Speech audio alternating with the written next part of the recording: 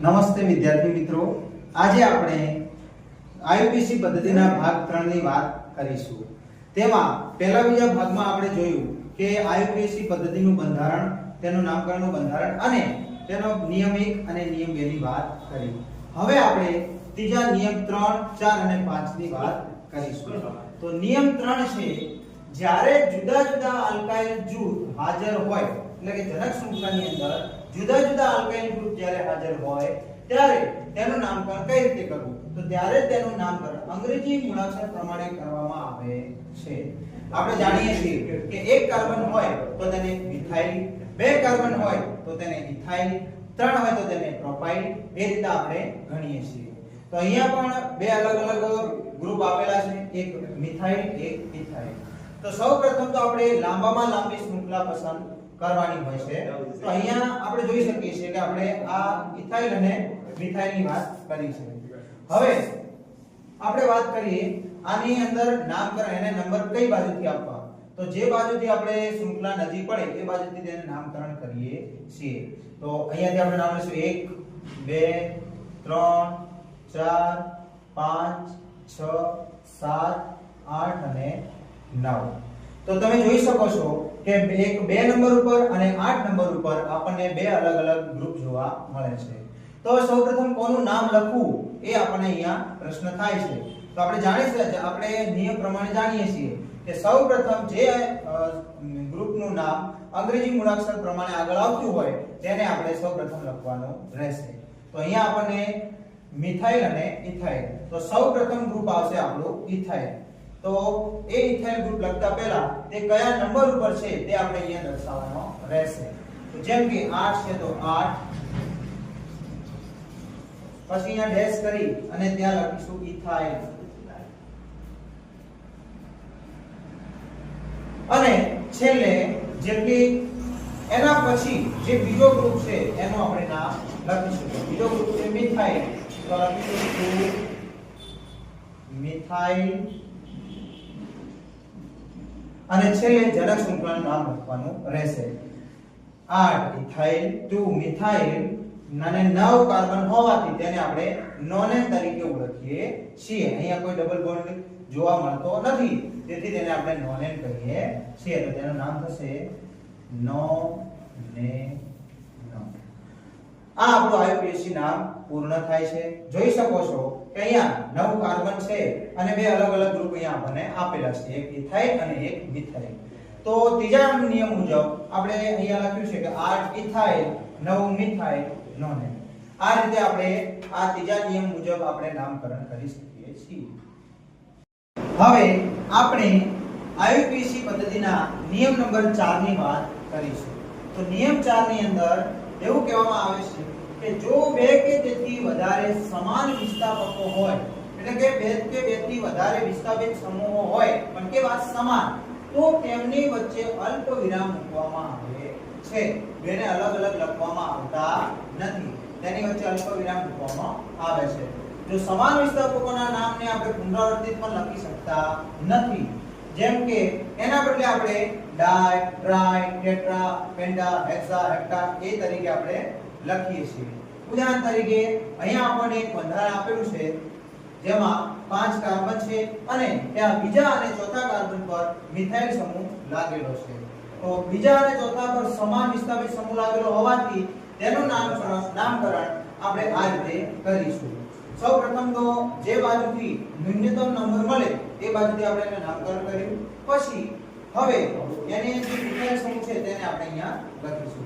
તો તેનું નામકરણ આ મુજબ રહેશે કે 2 અલ્પવિરામ 4 મિથાઇલ,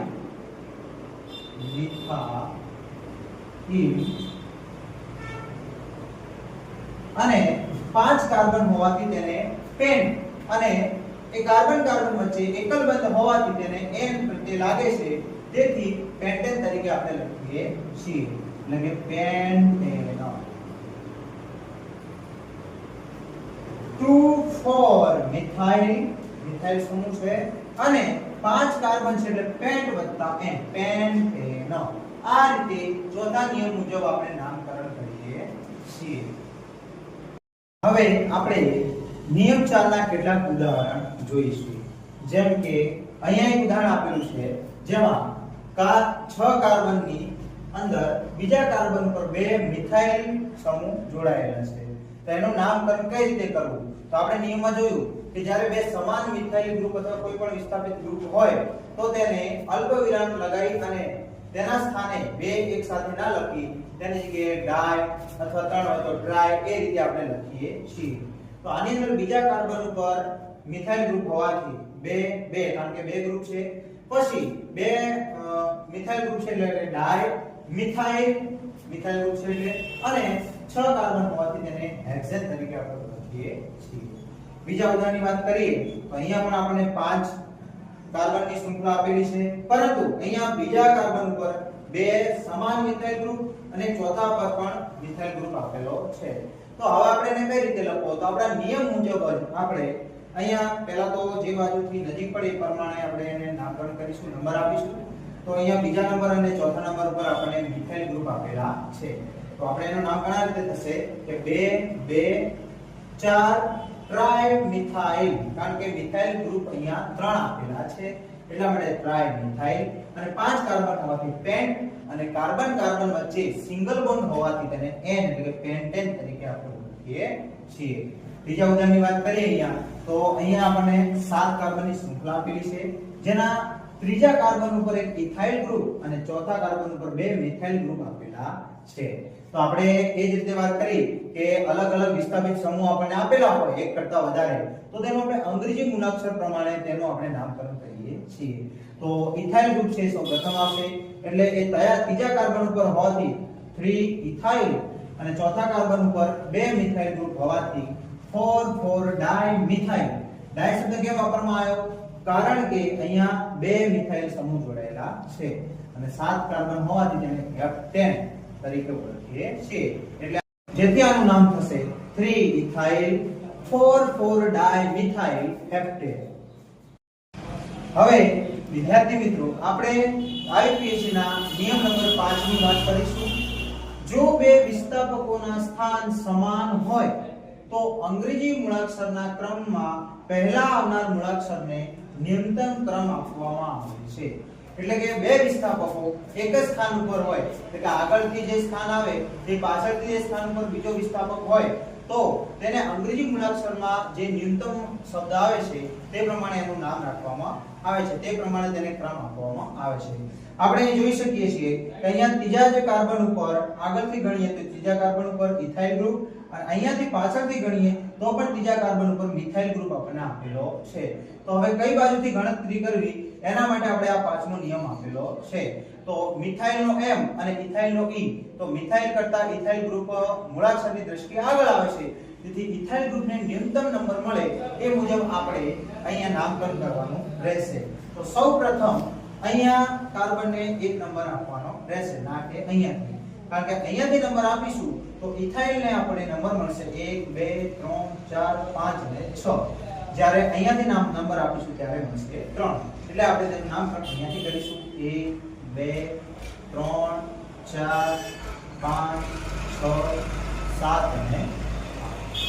અહીંયા જોઈ શકો છો કે આપણે ઇથાઇલ ગ્રુપને ન્યૂનતમ નંબર આપવાનો પ્રયાસ કર્યો છે. તો હવે આનું નામકરણ આ મુજબ થશે. સૌપ્રથમ આપણે આગલા નિયમની વાત કરીએ તો 3 ઇથાઇલ, કારણ કે સૌપ્રથમ અંગ્રેજી મૂળાક્ષરનો જે અક્ષર આવે તેનું આપણે નામ લખવાનું રહેશે. તો 3 ઇથાઇલ 3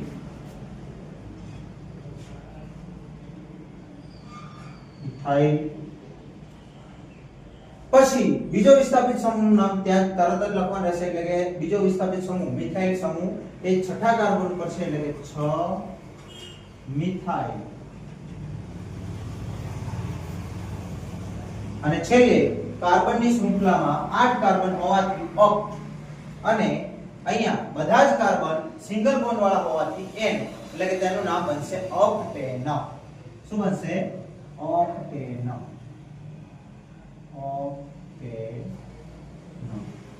તો અહીંયા આપણે પાંચમા નિયમની રજૂઆત કરી.